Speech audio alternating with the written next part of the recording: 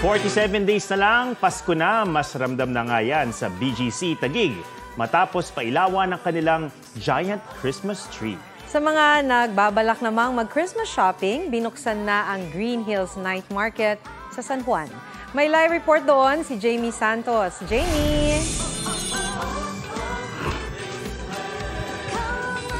Maki, Atom, nagsisimula na bang sumakit ang inyong ulo sa kakaisip kung ano ang ireregalo nyo ngayong Pasko? Pues baka makita nyo na ang perfect gift para sa inyong mga mahal sa buhay dito sa Green Hills Night Market.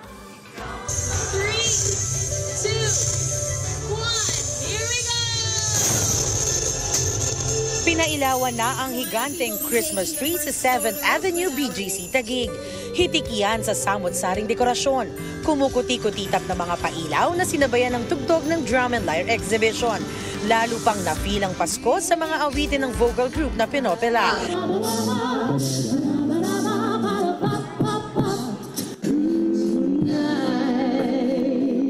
Gabi-gabing iilawan ng Christmas tree hanggang January 6. Magkakaroon din ng fireworks show tuwing Biyernes sa buong buwan ng Nobyembre at Desyembre. Nagkaroon din ng 3D Christmas display sa sikat na LED sa Bonifacio High Street, kung saan tampok ang fake snow na kinatuwaan ng mga bata.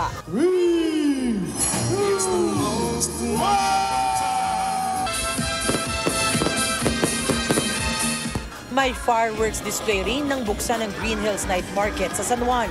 Bukod sa pamimili ng regalo, may food stalls at rides din.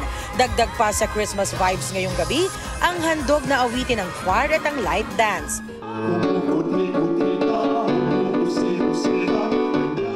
Mas pinanining pa ang gabi sa pagpapailaw ng mga kumukuti tapat makukulay na pailaw sa G Strip parking.